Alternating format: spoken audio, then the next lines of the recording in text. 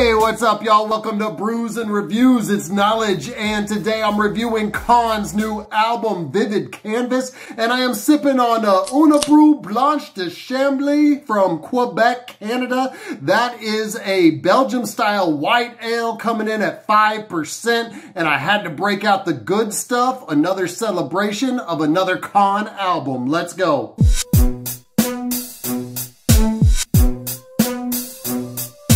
KAAN's Vivd Canvas, and by my account, this is the hardest working MC in rap today. He releases albums as rapidly as Griselda releases albums, and there's 3 of them. This is KAAN's 5th project this year, and if you've been watching my channel, he needs no introduction because I've reviewed 4 of those albums. But to the general rap fan public, he's still not well known despite having so many elements that should pique the interest of any listener, no matter what you're into, because he's got fast rap, he's got singing, he's got emo, he does it all. And with how often he releases albums, one thing that I'm really impressed by is his ability to make each project sound different and distinct from the one before that. Part of that is because he's been working with a particular producer for one album, that producer giving the album its sound and setting the soundscape for KAAN to come up with a concept to spit about. Whereas on other projects this year, he's worked with Big Ghost Ltd, he's worked with FloFilz, he's worked with Dem Jointz. This one is entirely produced by 10-4 Raj, a little lesser known producer as compared to those other names. And KAAN also co-produces a lot of the tracks with 10-4 Raj. So let's find out if this one holds up to the exceptional run that he's had with those other projects here in 2020. Light Blue. This is a very interesting way to begin because this does sound very different from anything we've heard from KAAN previously. There's some very light acoustic guitar and no drums, and KAAN crooning over it about loss. Think about the title of this album, Vivd Canvas, and the title of this song, Light Blue, and what he's singing about, which is a very light blue mood, something that he was probably feeling when he wrote this song. Then you really see the potential for where this album can go and the theme that might present itself. As we can definitely see that he's vividly able to paint his feelings on the canvas of this song. Lost Kings, this is the first single off the album, and this is a really accessible one. I think this is a good one to introduce to people that haven't heard KAAN yet. He's displaying his incredible flow on it. And in songs like this, his flow to me sounds like a mix of Zumbi from Zion I and DOS Effects, and I hope that KAAN wouldn't mind me saying that because it's a compliment. Chorus has some nice record scratches on it, and the vocals sound like they're either a sample or some kind of guest appearance. There's someone rapping in an island type of accent. There's no guest credited, so maybe this is KAAN just doing one of his many different delivery styles. Excellent use of alliteration on verse 2. After saying he's investing in himself, he says, "My LLCs are superseding CDC, the cynics and the fiends, the new regime." A cool way to say that his rap career is the most important and will override any negativity, a theme that we are going to hear throughout this entire project. Doing Fine, this is almost a happy sounding beat on this, and KAAN sounds very comfortable over it, and we realize this is going to be a much more optimistic album, and that's something we hear running through many of the songs on this project versus the type of sounds that we've heard on previous projects. There's more of his rapid fire flow, and he tells us how he's been doing. He says, "The life I lead is not lavish, feeling my passion. I was trying to speak to the masses, make them all fix their glasses." Make them fix their glasses because they can't believe what they're seeing.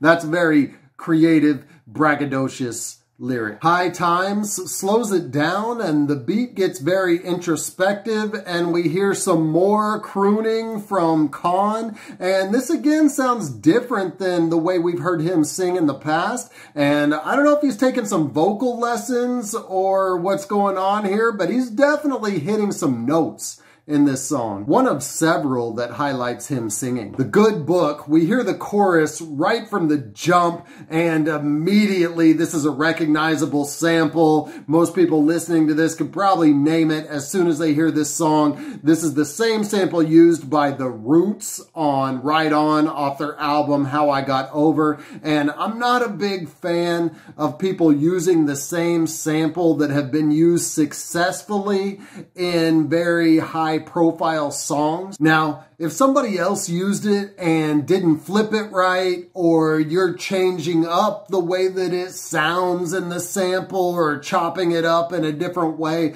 then I'm all for it. But on this song, it sounds exactly the same way that it was used in the Roots song. And even more to the Roots credit, they actually featured the original singer of the track, Joanna Newsom. For me, it takes away from enjoying KAAN's song because it just makes me want to listen to that other one. And it's a shame because otherwise it's a really accessible song with a great bass line, I might add, and positive lyrics about trying to realize his dreams. On The Mission, we get some very breathy, atmospheric vocals from KAAN on the chorus, and we get his emotional voice and delivery that we've heard him do well. Think Kendrick on You. Only KAAN sounds really effortless in the way this comes off, and you feel it's really sincere and from the heart in the way that he spits these kinds of rhymes. And the lyrics again remain positive, and it's about not letting his setbacks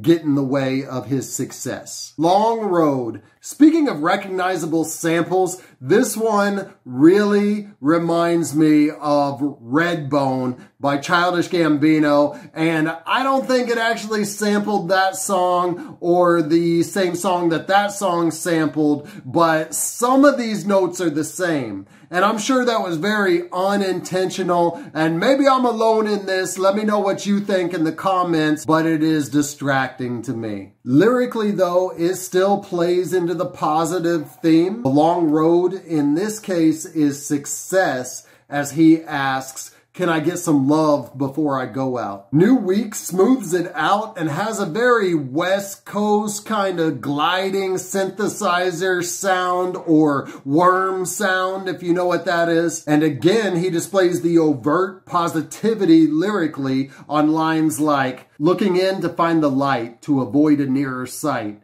Trying to broaden my perspective to make sure my future bright. Throughout this album, he seems to have become very optimistic, and he's applying some wisdom above all nonsense and just a lot of maturity in his perspective on life. The Destination has another great bass line and some record scratches, which we realize have been utilized a lot on this album. You definitely don't hear that enough in hip-hop today, but it's one reason that I've enjoyed some other KAAN projects that featured Damu the Fudgemunk cutting it up. Here, I'm not sure who's doing the cutting. It might be 10-4 Raj himself. There's nobody else credited on the album. There's a feature on this one by an artist that I hadn't listened to previously called Sad Boy Prolific, and he does a great job on his verse, and it shows you that KAAN is very choosy in his minimal guest appearances, choosing wisely who to work with and what vocals to use in place of his own. One Love, there's more acoustic guitar rhythms on this, as there have been on many of the instrumentals, and we're realizing that that is maybe a trademark of 10-4 Raj's production, on this project at least. And we get the emotional KAAN again on this one. Spitting from the heart, he says, hopefully we can make the most of what they gave us on this odyssey. Feeling like I've seen the shit before, the prodigal prodigy. It's a crazy mental game they play, the methodology. Perception realer than reality, we can't composite it. Perception, now, realer than reality. Sweet Lullaby. And one of KAAN's strengths as an MC is to come in aggressive over a smooth beat. And he does so here with a lot of power and emotion in his delivery over a very jazzy instrumental with atmospheric vocal samples. The chorus adds to that feeling as the horns come in and KAAN says, I'm feeling like I'm in this shit alone, but it's me against myself.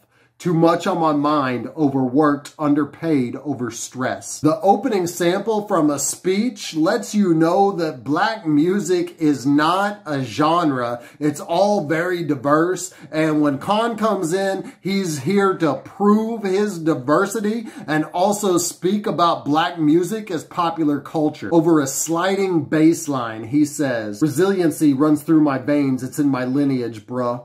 To televise my people's pain is entertainment for some." Lyrically, this is his best song on the album. I like how it diverges from the rest of the subject matter, where he's pretty much been sticking to one thread throughout all of the tracks. This one gets a little deeper. Out of here, the album ends the same way it began, with KAAN singing, and I can see some of these tracks having a little more pop appeal than we've heard on previous albums from KAAN. Lyrically, he reasserts what he's been saying on most of this album, that his destiny is in his hands and he's going to achieve it at all costs. From the title of this album and the first track, I did expect a little more storytelling and deeper personal experience coming up. Lyrically, this album was about his perspective, his drive, and his positive outlook on the future, which gives us a good glimpse into his current way of thinking and his life, but was definitely not as vivid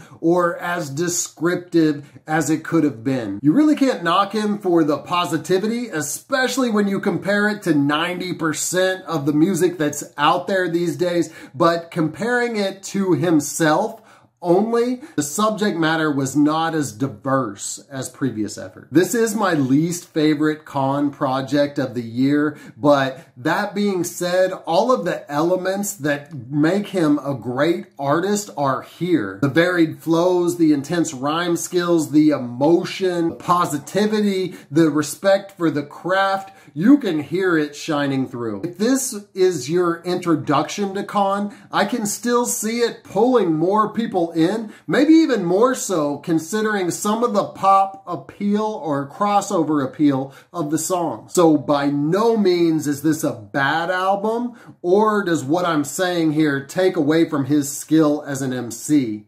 It's just that I have his 3 previous projects in my top 15 of the year, and no other artist can say that, by the way, but I just don't think that this is there, at least not for me, and on par with what I heard on his last 3 efforts. Nevertheless, this is still a good listen from an extremely skilled artist, and I give this a 7 out of a 12-pack. Thank you for watching my review of KAAN's Vivd Canvas. If you enjoyed this, go ahead and hit like now and hit me up in the comments. If you didn't like it, also let me know why in the comments. You can subscribe to my channel. The link's popping up right now, and on the other side are some other recent videos that I've done. I drop hip-hop and hops related content consistently, so until I see you next time, keep buzzing.